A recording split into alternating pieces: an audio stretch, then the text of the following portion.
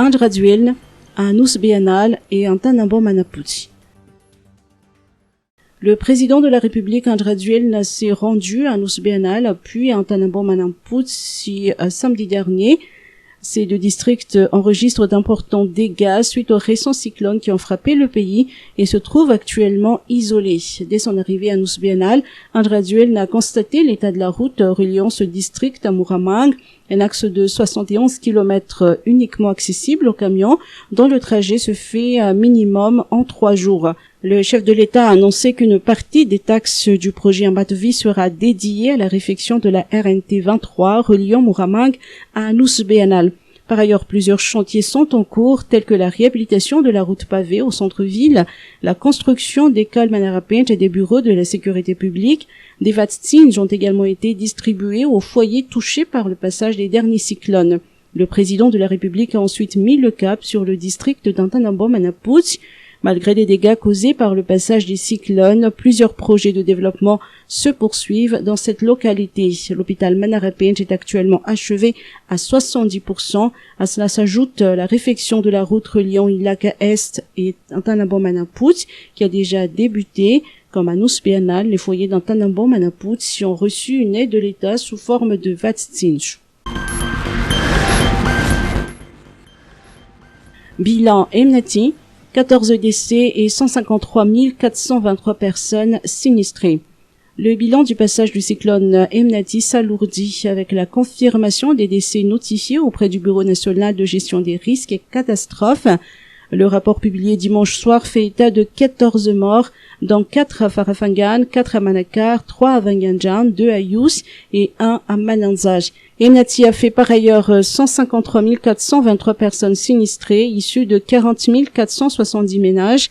43 793 d'entre elles, soit 9 862 ménages, sont encore actuellement déplacés. Ces sinistrés sont accueillis dans 92 sites d'hébergement répartis dans 11 régions. Pour l'instant, ils ne peuvent pas rentrer chez eux en raison de la destruction de leur habitation.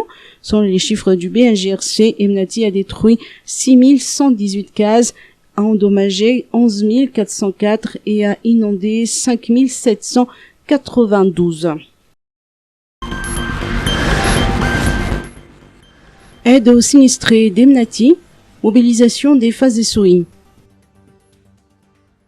Le ministère de l'Europe et des Affaires étrangères, avec l'appui de l'Union européenne, a déclenché une opération humanitaire pour venir en aide aux sinistrés des cyclones Batsirai et Emnati. Dans un premier temps, près de 2 tonnes de fret de la plateforme d'intervention régionale de l'océan Indien au Pirois ont été délivrées aux populations qui ont le plus besoin d'aide grâce au pont aérien réalisé par des avions Kasa, des FASESOI ou forces armées de la zone sud de l'océan Indien entre Tuamasn et Mananzaj. Ce même contingent a transporté des sapeurs-sauveteurs français avec leurs 26 tonnes de fret.